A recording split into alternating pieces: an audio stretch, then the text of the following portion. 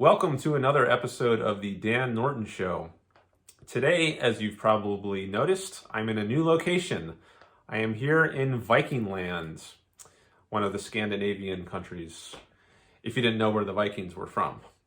And I am here joined by Klaus Nordby. Would you like to say hello? Hello, this is Klaus Nordby speaking. And I am also here with Espen Hammer. Hello. All right, so they are my two guests. I'm very pleased this is my first trip to Viking lands, and I was fortunate to have the opportunity to meet with each of them, and they kindly agreed to do an interview for my channel. So here we are, and let's start by saying, since my channel is Ayn Rand themed, let's start with a little about Ayn Rand and how they connect. And both of them, they're off camera. They've chosen to be off camera, so you're just going to be seeing me. But you should be able to hear them okay. We did a little sound check before. All right, so let's start with Klaus. When did you discover Ayn Rand, or how did you discover Ayn Rand? Oh, that's more than 40 years ago, 1981. And basically, I read in various places something about Ayn Rand that made her seem interesting. I read about her actually in magazines devoted to comic books. But she sounded interesting, so I asked my mother, who was a librarian, could you get me something by this Ayn Rand? And one fine day she came home with The Fountainhead. And that completely blew my mind, like no book ever had blown my mind. And well, that started my journey to reading Ayn Rand and becoming an objectivist, and arranging conferences and giving some lectures and publishing Ayn Rand. I'm twice published The Fountainhead in Norwegian editions, and once I published the Anthem. I worked for years trying to get Atlas Shrugged published in Norway, but never managed to make that happen. And then I attended a number of conferences, both in the US, in Europe. I have arranged conferences here in Europe, and I'm pretty active on Facebook, where I have met a lot of splendid objectivist friends and Ayn Rand fans, and it is a big part of my life. All right, thank you for that introduction. I've seen your name around for many years in the objective sphere. I think on Harry Binswanger's list, I've seen you, but I don't think I had ever seen you at a conference. So it's interesting to finally meet you. Pleased to have that chance. And I guess I most associate your name with Harry Binswanger's book, because I believe you helped him in some way with the art. Well, in some way, you could say that. Yeah, I'd like to hear about that. Well, Harry and I have been friends for many years. We met in the late 80s. And for years, I knew about him working. He started to work on this book in 1998. And then I heard about it from him for years and years and years, and eventually around 2012, so we're talking about 14 years, Harry then thought he had the book finished, and I largely bullied him into letting me design it and typeset it for him and work on the graphics, the illustrations. And well, I got to bully Harry Binswanger for 2 years. Did you enjoy that? Oh yeah, I enjoyed it very much. I can only hope Harry enjoyed it as much as I did. So we worked on his book. So the manuscript, which we started with, I read through it line for line. I gave Harry lots of feedback, and we discussed a lot of points intellectually in the manuscript. I mean, it's Harry's book. I was just his friend giving, feedback on his manuscript. But I mean, I had studied objectivism for nearly 40 years by that time, so I knew a couple of things which turned out to be useful. If I have a special field in philosophy, it would be perception. So especially the chapter on perception in his book, I believe I contributed quite a lot of constructive feedback on, which Harry implemented. So, and of course, and then I handled all the graphics, the technical production, because I'm a graphics guy. So, but what I'm most proud of there, I mean, I can do graphics in my sleep, but this was heavy duty philosophical reading and thinking and feedback. And so for 2 years, Harry, we used Skype, so we did text and voice work on Skype. He was in New York and I was here in Viking Land. So every week we had many work sessions where we went through revision upon revision, and eventually in February of 2014 we published the book. All right, thanks for that intro. I didn't know you did more than the artwork. I was aware of that part, but it's interesting to hear that you also gave feedback on the content. So. Oh yeah, a great deal of feedback on the manuscript, yes. All right, now Espen, so you also have been introduced to Ayn Rand. I guess it wasn't 40 years ago. It was perhaps sometime more recent. Would you like to tell us about when you heard about Objectivism or Ayn Rand and how? Sure. I was introduced to, I would say, both philosophy in general and then Objectivism specifically as around 10 years ago, around 2013. But it was through politics when I got engaged in a capitalist party at the time. But many of the members in that party, they were Objectivists. So it was really, I got into that environment there, and then through those people I discovered Ayn Rand and Objectivism. I'd never heard about her before, but then it was like more like a gradual process, I think, that grew over time, that I gradually transitioned from politics into Objectivism. I discovered that really, at least in my view, politics is a dead end. If you want to, go for real change, you don't achieve anything through politics. Plus, I also find Objectivism much more rewarding than doing political work. So eventually I completely quit politics for good. Have not regretted that decision. But now I have a regular job, so my objectivist studies is like more like a hobby for me. But I have, some general plans for what I want to read and study, but I expect this to take many, many years, at least as many years as Klaus has been studying for Objectivism. So I'm excited for the road ahead. Mm-hmm. And so both of you are Norwegians. I'm guessing that maybe Vegard Martinsen is one of the people who might have been affiliated with the political group that you had mentioned? He was affiliated with that group. He was the leader of that party.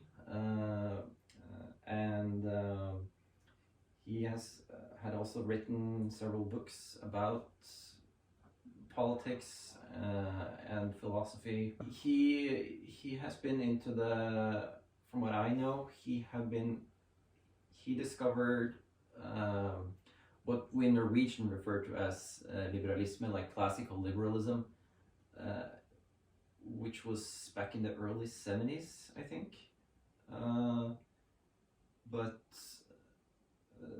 then he got into politics, I think in the late 80s. He was a member of the Norwegian Progress Party, which is in fact not what Americans know as progressives, but more like a national conservatives party. But back then it was more capitalist oriented. But then he got into, I don't know exactly what point he got into objectivism, but Early 80s. it was early 80s. Yeah.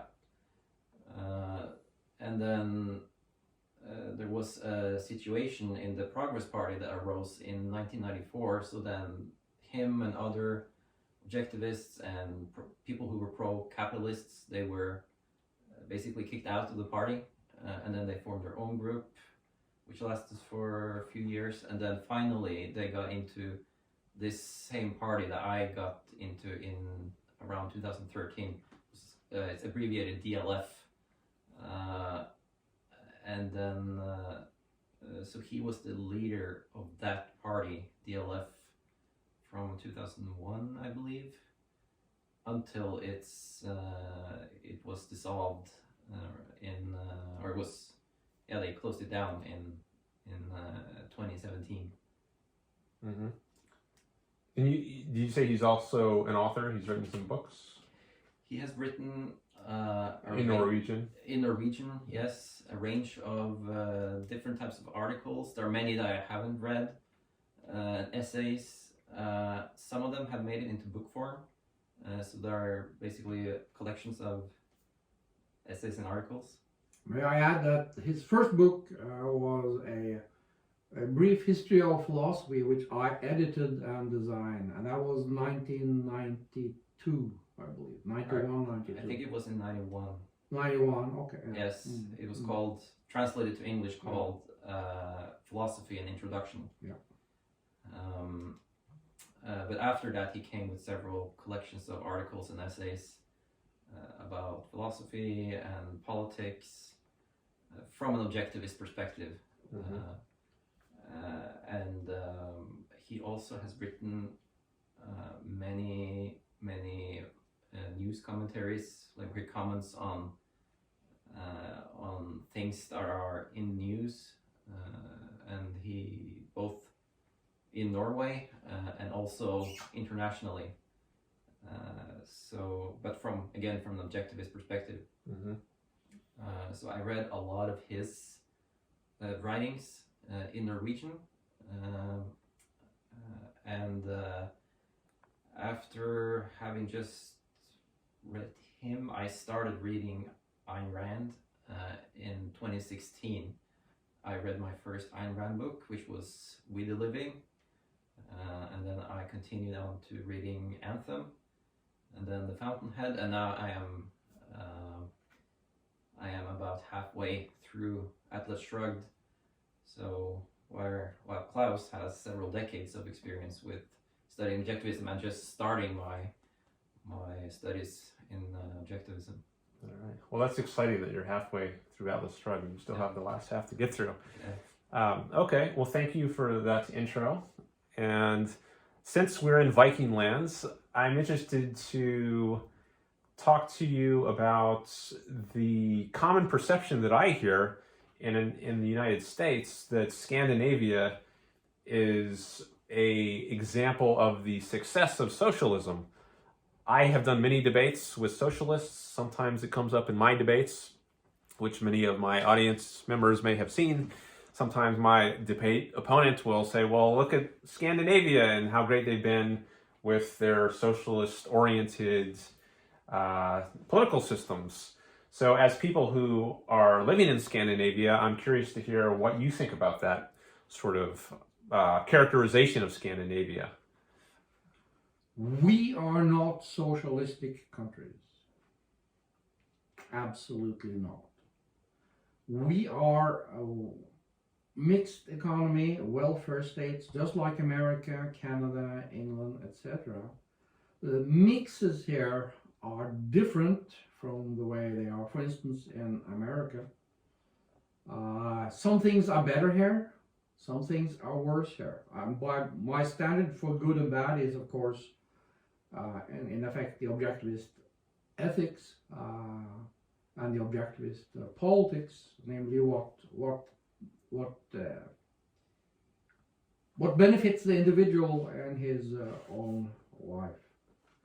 And it is, there's no question that life in Scandinavia is, on the world basis, these are good countries.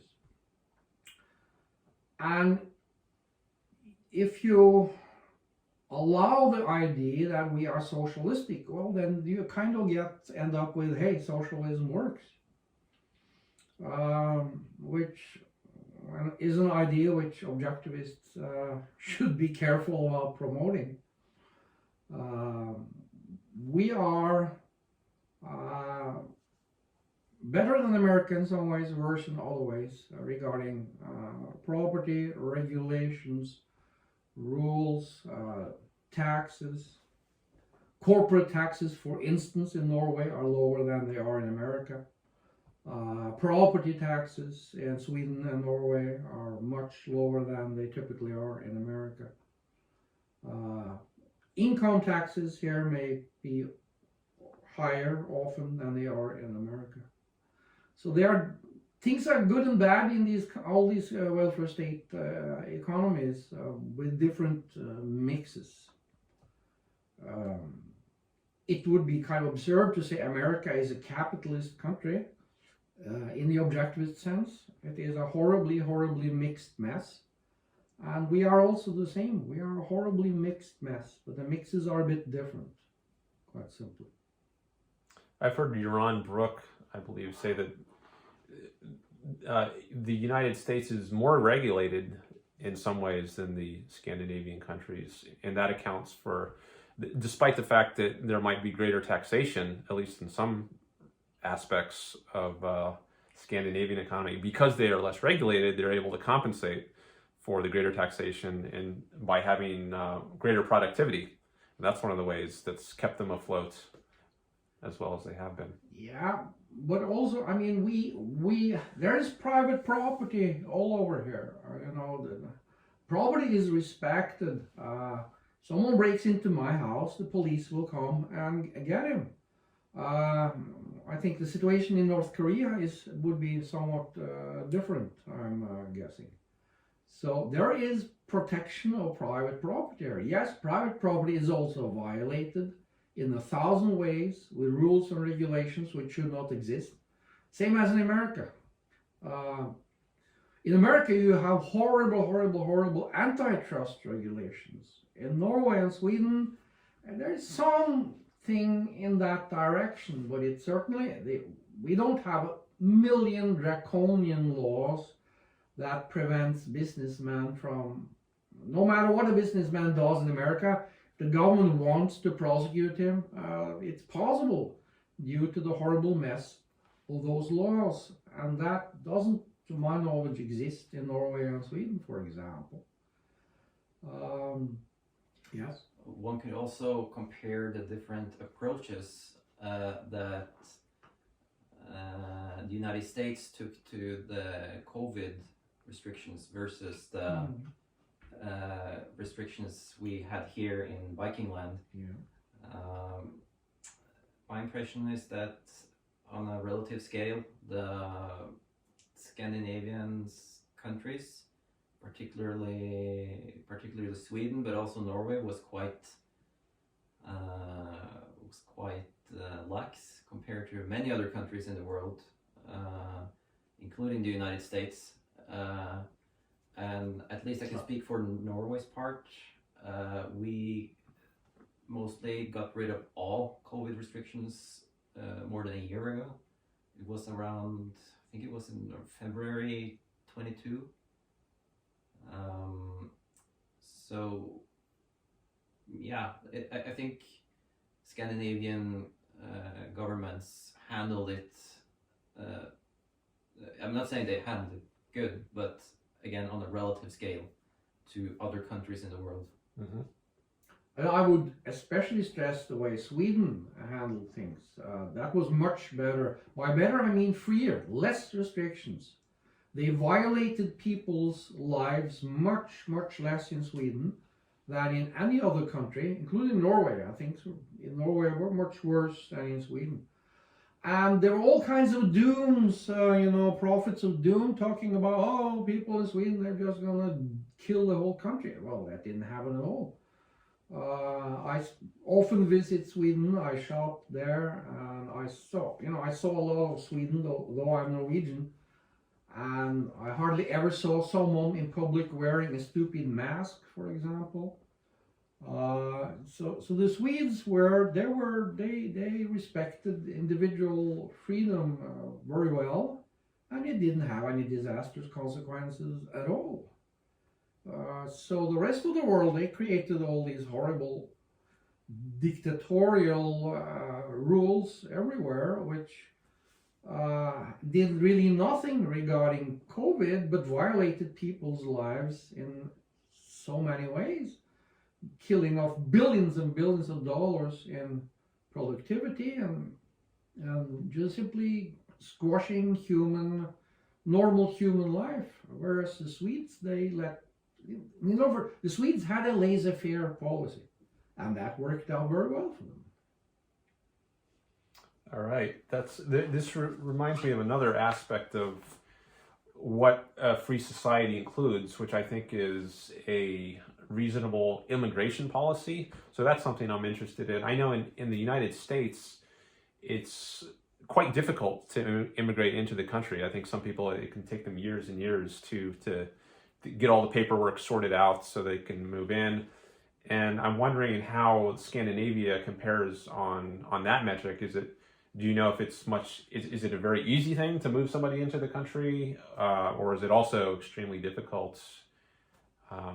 Any info or insights on that? I would say it is, my impression is that it is easier in Sweden. In Norway, however, you would most likely run into some difficulties. I happen to have a wife from another country outside of Europe, and we've had issues and difficulties with the Norwegian immigration authorities for many years. Of course, the other people might be in different situations that might make their migration to Norway easier. But in our case, at least, it has been difficult for us. But this has been a deliberate policy on the Norwegian government's part, that they wish to have a restrictive immigration policy. We don't need to get into the reasons for that, but at least that's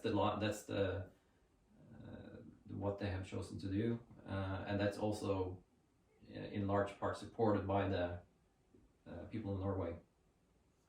Okay, I'm curious if you are okay with saying, like, how long did it take for your process of immigration with your wife to become successful, or has it become successful? Did it like 1 year or longer than that? Well, we could say that she moved to Norway more than 10 years ago, and we haven't finalized the process yet. That's a long time. So it's been over a decade and you still haven't got all the paperwork squared away. Yeah. All the permissions. That seems like a very unfree, and I don't know that it's better in the United States. Maybe some people have to endure, I don't know if they have to endure that level. Well, I mean, I think it's understandable that a lot of people try to cross illegally into some country, maybe from a very relative hell like Cuba. People have tried to swim through shark-infested waters. I've heard stories of that, or cross through the desert from Mexico into the United States and risk their lives. Because if you try to do it legally and you have to run into years and years, maybe over a decade, and it still doesn't work, you can understand why people would try to immigrate illegally. And maybe that tells us the problem is with the laws, not with the immigrants. So we often call them illegal immigrants, which might have a bad connotation to some people, but maybe the problem is not the immigrants, it's the laws. You had something you wanted to add to that? Yeah, but I would like to just underscore that we could have been it could be that our particular situation was maybe hasn't played in our favor, given that I have been, we both been students and so on, so maybe it would have been easier if both of us coming into the relationship and she moving to Norway, we were in full-time jobs and so on, because there are restrictions, there are certain requirements you need to fulfill. So I assume others might have an easier situation. Also, if it would have been easier if she was from, say, another country in Europe. So there are many factors in play here that need to add to the context. So I'm not saying that every other person trying to migrate to Norway would have as difficult a time as my wife has experienced. Right. Okay. So, well, that's hopefully it's not that difficult for everyone. But I think even if you have some unusual circumstances, I tend to think, if someone is not initiating force against others, if they don't pose any threats, why not let them in? Should it be, maybe it shouldn't take 10 years, but should it even take 1 year? I tend to think that it should be much, much easier than it is. I think Harry Binswanger, who was mentioned earlier in this video, has said that immigrating to another country should be as easy as crossing a state border within the United States, where all there is a sign that says welcome to Texas if you're crossing into the Texas, for instance. But to put any further kind of barrier is to violate the rights of the citizens to freedom of movements. Now, I think there is some disagreements among objectivists about exactly how immigration should work at the border. Should there be some minimal level of screening, or should it be completely open? Like if all you have is a welcome sign to the new country. There's some disagreements about that, but I think in general, objectivists that I've heard discuss this issue think it should be much, much, much easier. Did you have anything you wanted to add on the immigration topic? America, the melting pot, is dead. America used to be a country where anybody could easily emigrate to without any lawyers or waiting or whatever. I had an uncle who in the late 1940s, he was a carpenter in Norway. Norway was a hard place to be in the late 1940s after the war. He emigrated to America. He had no problems. He got some farmer friend, relative to guarantee for him for a year or whatever it was. And he just had to have a notice. The only paper, to the best of my knowledge, he needed to get a slip from the sheriff in his local place in Norway, saying that this is a good guy, he has never done anything wrong. And he just moved to America just like that. And he eventually did good, became a general contractor, bought properties, made decent money, got a family in America. This is completely impossible now. Completely impossible. That doesn't exist in America, and it doesn't exist in Norway or Sweden either. The world has become generally xenophobic. It's a horrible violation of people's right to live on Earth.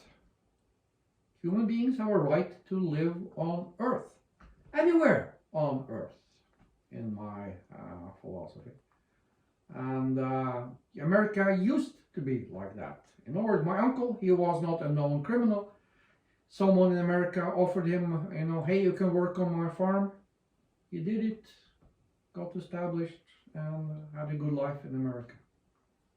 Impossible now. Impossible now. Even people who are well educated with lots of skills, at somewhere it's either it's doable through hell or it's not doable at all. So the story Espen talked about Norway is also too much true about America, unfortunately. Definitely seems to be a big departure from the spirit of the 19th century. Or for that matter, the 20th century. My uncle went there in the late 1940s, no problem. Mm-hmm. So in only 2 generations, America has gone down the drain when it comes to simply freedom of immigration. Right, and there's all kinds of arguments about this, which I encourage people watching this to check out. Like Harry Binswanger has some talks on YouTube. I think the Ayn Rand Institute has put out some good discussions on this topic, so I encourage people to check out those resources as well. So let's circle back to Ayn Rand. We started with Ayn Rand and how you got to know her works, and then we shifted to Viking land and its politics. Let's now come back to Ayn Rand's a bit. I heard that you might have some Ayn Rand. Do you have any Ayn Rand memorabilia? Because you were around during that era, or at least, I don't know, maybe you overlap some with it. Any collector's items or anything you might have come across? Yes, I mean, Ayn Rand died shortly after I first read her, but in 1987 I was able to buy at the very first Ayn Rand Institute auction in New York City a very special book which she owned and which she had annotated in her handwriting. It was Friedrich Hayek's The Road to Serfdom, which she read in 1946, and she wrote a lot of very colorful commentary in the margins.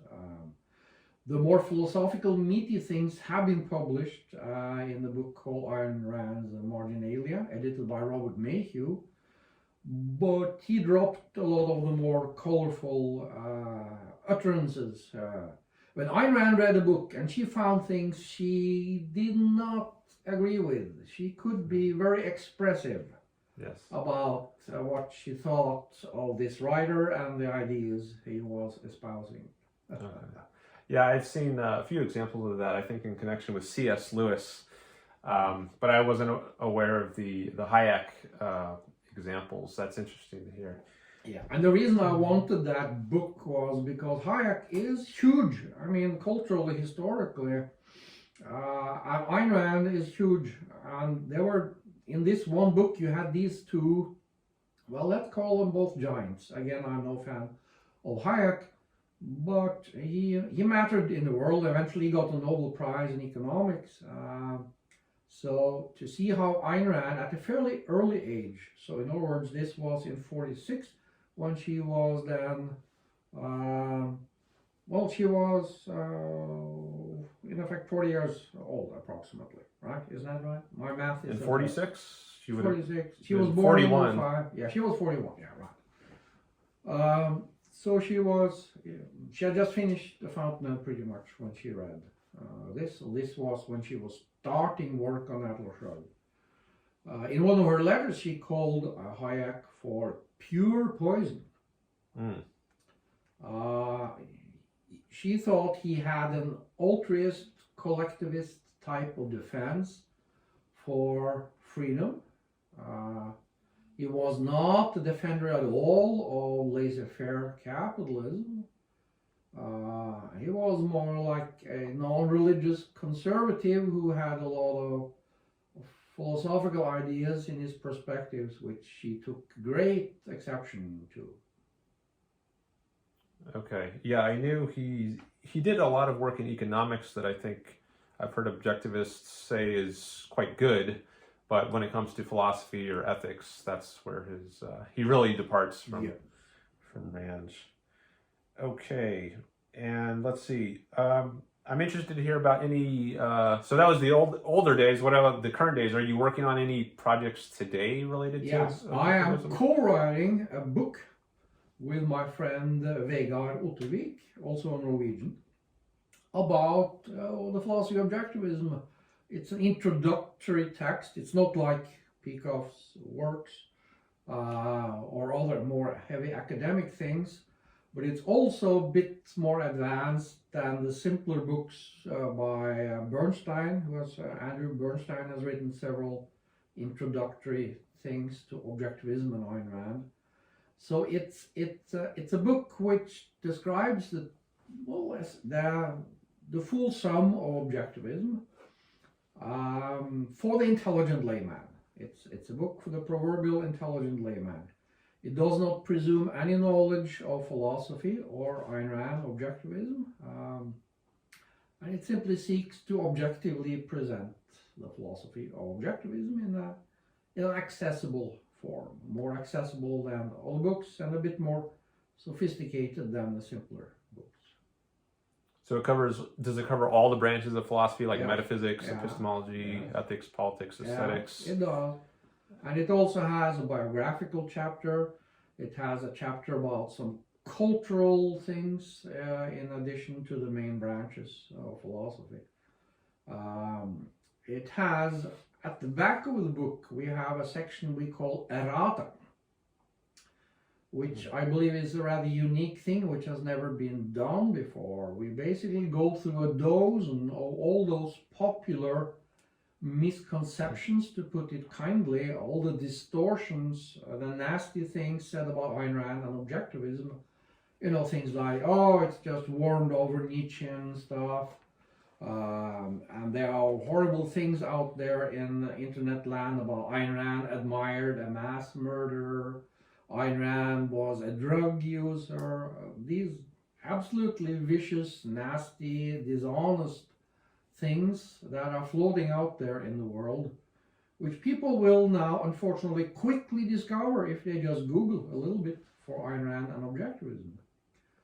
So we put one topic per page. We quickly go through and refute a dozen of these horrible, sometimes disgusting things about Ayn Rand and Objectivism, which they are easy to refute.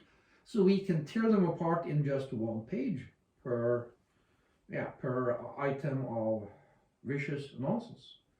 So that is one thing about our book, which will be unique and distinct, and some advanced readers really appreciate that and think it's a good resource to gather these brief refutations in one place. Yeah, I certainly do come across many straw man or smear type arguments of Ayn Rand. So. Yeah, these are basically all variations of smears against Ayn Rand, both her as a person and the philosophy as a total. Okay. So as far as the objectivist community in Viking land, I'm interested to hear a little about that. I guess you came into it in very different times, and maybe back in the 80s before the internet really was a thing, it was much different. So Espen, I'm curious to hear, like, what is your sense? Was there already, did you find when you first discovered Ayn Rand, was there already an objectivist community in place that you could just join, or have you since found an objectivist community? Are there other objectivists other than Klaus, obviously, in Viking land that you've gotten in touch with?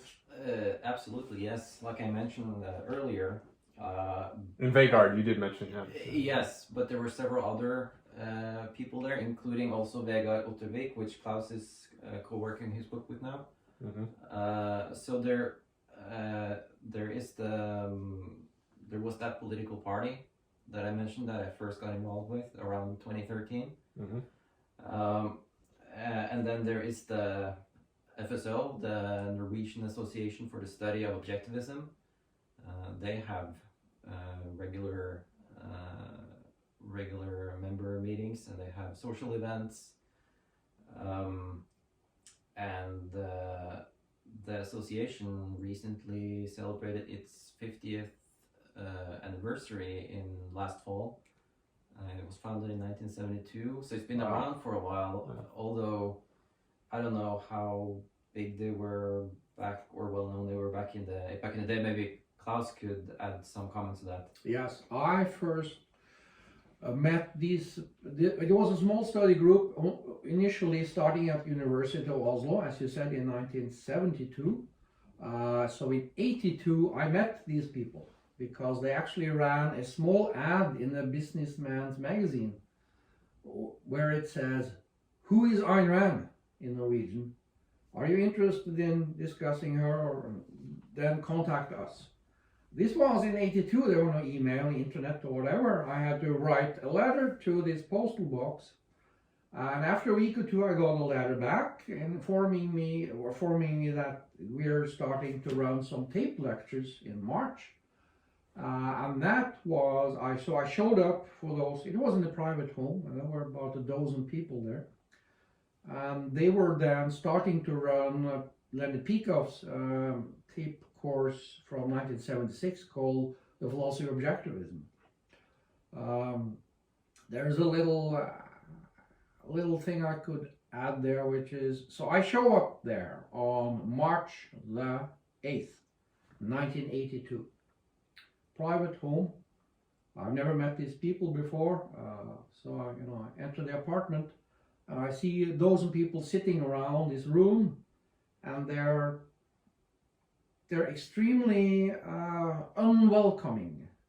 They're very, they don't hardly react. I try to nod to a few of them, shake my hand with a couple of them. There were really no reactions. They were extremely, I wouldn't say hostile, but they were extremely remote, removed. They couldn't give a damn that there was a new guy here. And I thought it was a little bit strange, so I sit down in the chair and I think, well, these are all individualists, I never met any real individualists before. Maybe that's how these individualists are. Then I hear someone whisper or say to another, yes, she died on Saturday. They had just heard 5 minutes before that Ayn Rand had passed away.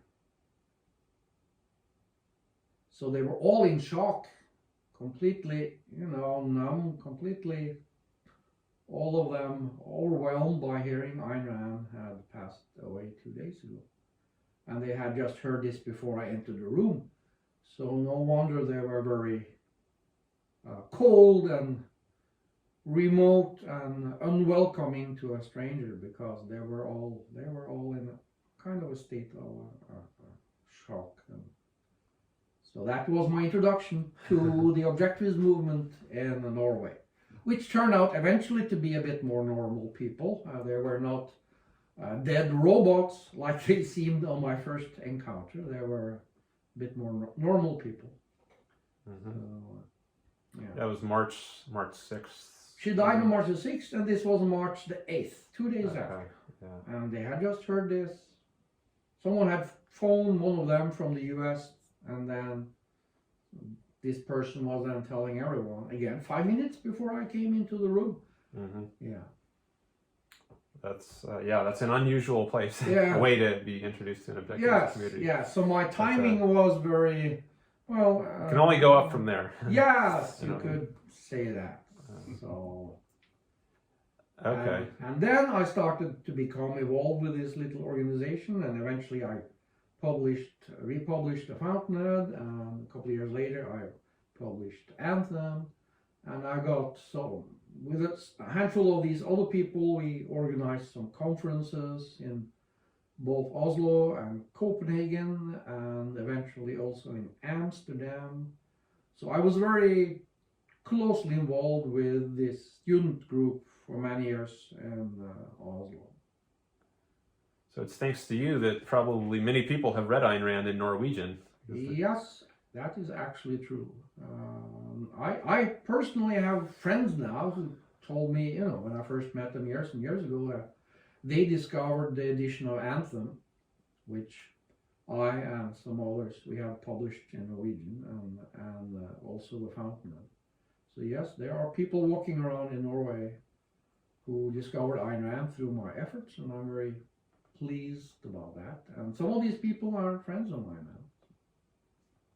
Well, thank you for that. Good. Did you happen to first read Ayn Rand in English or Norwegian? Yes.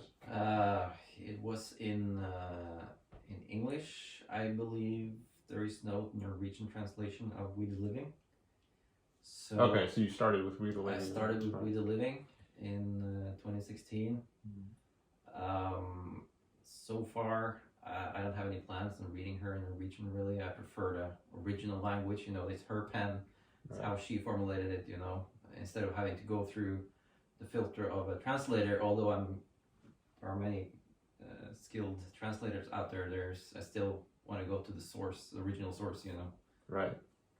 And she's such a great writer. You get the beauty of her language when you... Yes, exactly.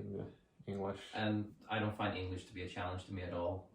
There are occasionally some words I look up when reading Fountainhead or Atlas Shrugged, but by and large, I don't find English to be any challenge to me. So I go with English, the original language. Okay, great.